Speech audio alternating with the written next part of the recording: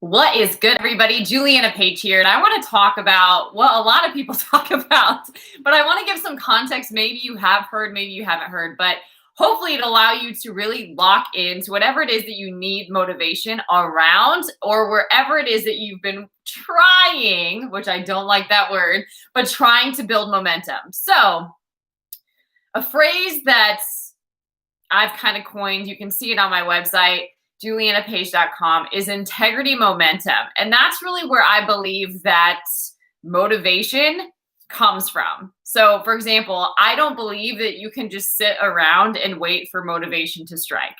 You will be on the couch for the rest of your life, right? It just doesn't happen that way. I mean, sometimes if we listen to a cool song, if we watch a cool show, if we have a really great conversation, that can feel motivating and inspiring. But the minute you walk out of that theater, the minute you leave that friend, the minute you turn off that song, where did the motivation go? It was there in that moment, but it was gone. It's fleeting, right? So it's got to be rooted in something way deeper. Okay, so when people talk about motivation, that's great, but I don't want just rah-rah cheerleading. That's not going to get me going at the end of the day. When it's me in a room by myself, what is going to motivate me to get started, right? Like, if I can't physically have a coach in my home telling me what to do, it's got to come from me. So I've got to be motivated from within, okay? And I also call that having a spirit-led life. And that really comes from a lot of self-discipline, self-control, and developing a relationship with God. And that becomes really motivating. Once you experience that for yourself, that actually motivates you to seek and experience it every day. But I digress. So the phrase integrity momentum, what is that? I think it's so important because this is where momentum builds. So integrity, I'm just going to define that right here, right now, is keeping promises with yourself. So if you've ever been somebody who's broken promises with yourself, if you've shown up as less than your best, if you've lived in secrets or have withheld the truth, right, in some kind of way, if you've lived beneath the call that's on your life, if you live beneath what you know you're capable of living, you feel that. And that's heavy. And that's a burden. And there can be guilt attached to that. There can be shame attached to that. There can be all sorts of interesting manifestations attached to that, as far as I'm going to work a lot because then people won't see what I'm really dealing with, or I'm going to really work on my image so much that people won't really see how broken I am on the inside. So we start trying to overcompensate on the outside to hide what we're actually dealing with. That can happen. So on the flip side, though, which is really exciting, if you keep promises with yourself, you can build momentum with that too. And so it's not as simple, though. I mean, it is. It's as simple as keeping promises with yourself. But if you've ever broken promises with yourself, you can see that that's not simple in practice. It's simple in structure, not always simple in practice, okay? So here's how I build a basic structure. I believe that we're either motivated by pain or motivated by pleasure. And a lot of that is based on what we know, what we've been groomed, what we've been groomed in, what we've been exposed to, what we are most comfortable with. So for example, if you grew up in an environment with a lot of dysfunction, that might be normal to you in some sort of way. So stretching yourself to become whole, to become vulnerable, to communicate, to express yourself could be really interesting. That could feel really foreign and scary to you. And dysfunction could be comfortable, which is actually really dysfunctional, right? So all that to say, identifying what it is that motivates you. For some, it's pain. For some, it's pleasure, right? So for some, if it's, I want to avoid pain, right? I'm going to seek these things that make me feel good instead. Or if it's pain motivates me, I'm going to just push and I'm going to work really hard, right? Because that motivates me. So understand what motivates you. Honestly, for me personally, the pain of missing out on opportunities that are designed for me, the pain of not being prepared for something, the pain of missing how God is moving in my life, the pain of not manifesting the potential that's on the inside of me and settling for less, the vision of the pain of that motivates me. Like that would be the worst thing, living year after year and not growing. That would be the worst thing. So I have this desire to leave the world tapped out. Okay. Like I was here, I lived, I did everything that I was put here to do.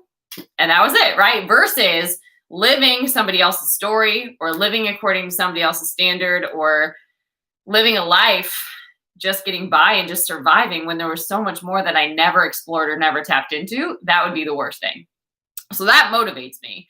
So because I know that, then I challenge myself to think, is this excellence? Is this what I value? Is this how I would show up, right? Like, is this really how I'm going to show up? Like I'm able to self-check myself to a different degree because I have that standard that I won't go beneath. Okay. And I know what integrity is. And I value keeping promises with myself because I know what it is to not do it. Okay. So keeping it really simple. All right. So for example, if you're motivated by pleasure, you attach that to, you can reward yourself in a positive way when you're meeting certain outcomes. I wouldn't say splurge, but you can definitely celebrate wins and you can find productive ways to do that. So for example, in my life right now, I have what I call the dailies. I actually have the daily 5 is what I call it. And this is my bare minimum basic foundation for showing up every day. And it's just 5 things. It's easy to remember and it's easy to live within. And it can work really for anybody and they can express themselves differently in these 5 things. So 1 is personal development. And that's all about developing in some way, growing, expanding, challenging myself in some way. A lot of times I'm spending time in the Word, but personal development is that. And so if I want to learn more about emotional intelligence, if I want to learn more about marketing, if I want to learn more about something that maybe I don't have a background in, or that maybe I just want to level that up, right? I'm going to research it and I'm going to study it and I'm going to apply it. And I'm going to be intentional about that. So the point of reading it isn't just to finish a book and check it off my list. The point of reading it is to take the nuggets that are for me and integrate that into my life and turn that into an action item. So I do personal development every day. I move my body every day. It's such a great way to, especially if you're out walking or if you're doing a lot of high intensity training, it's a great way to get more blood flow moving in your body, to get oxygen, to release stress, to release toxins from your body, to strengthen muscles, bones, and joints. So important. So I move my body every day, and I find too that gives me a boost of energy to keep going. So depending on when I schedule it in my day, not always the same. Not always the same, but I do get it in every day. So I figure from the minute I wake up to before I go to bed, I can get at least a 30-minute workout in. Then I make sure that I'm eating clean and getting superfoods into my body. So superfoods being supplemental nutrition or really optimum nutrition that we don't always get because we're not just sitting down to meals anymore.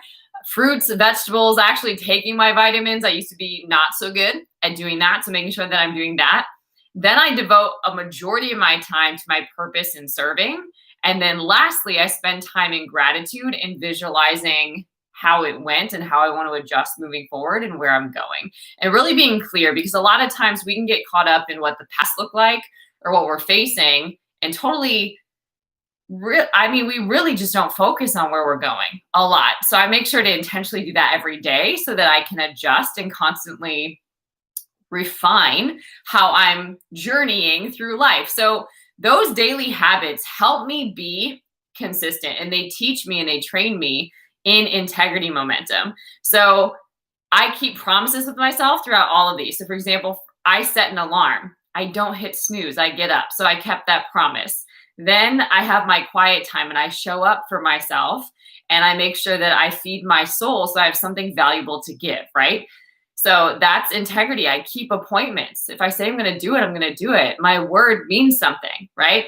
And then I also, from there, what's the next one? Work out. So I say I push play on a workout, but I work out every day. So I show up to do that. Sometimes it might even be an active stretch or an active recovery day, but I still show up and I still do that. And I give myself that space.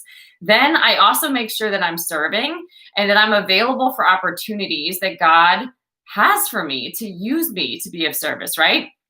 And then I sit down and I have time to really reflect because we could just be going through motions and doing things. but we don't always progress and move forward. So it's really important to sit down and actually reflect.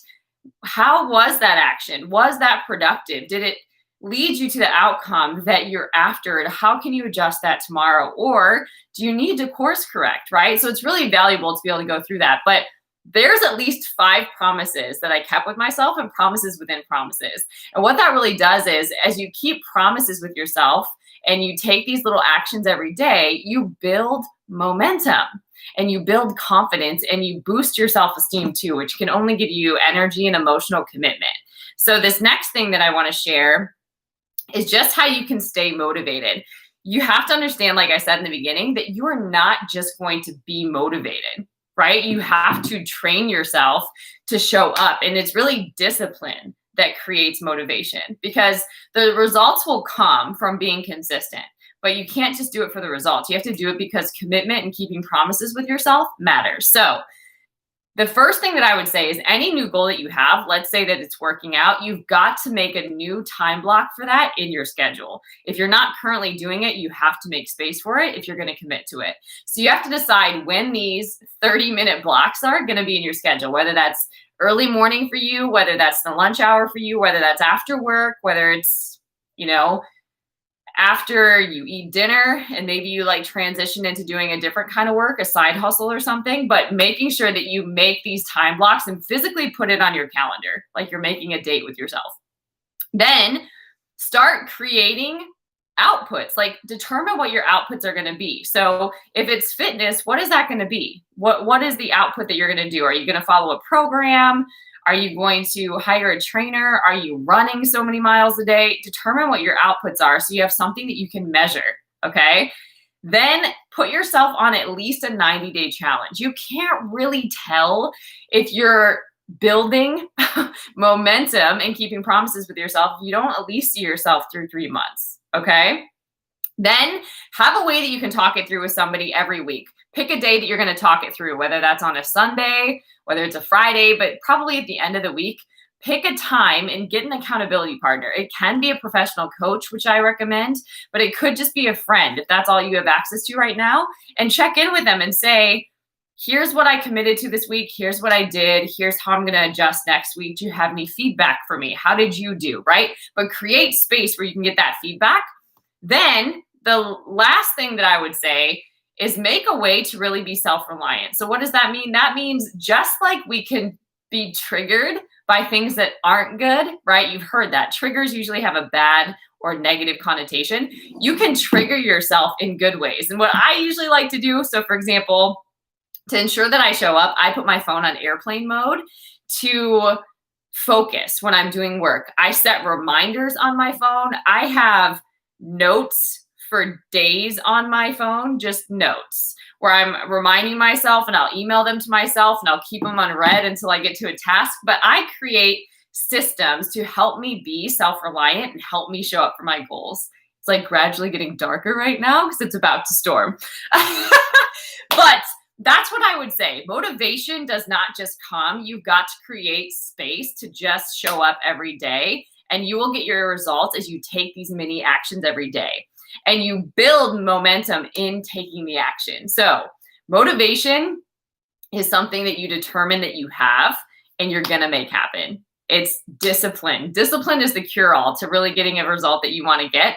And then the momentum comes in keeping those promises. It doesn't matter if the goal is small to you or if it's bigger. You can apply this strategy to that. Pick the outputs that you're after, okay? Put them in a 30-minute time block so you create space for them, and you can extend that time, but at least give it 30 minutes every day. Commit to a 90-day challenge where you're going to get really good at this new skill. Add some accountability into the mix and find ways that you can trigger yourself for self-reliance. Okay? I hope this message blessed you guys. Until next time, stay blessed. Bye.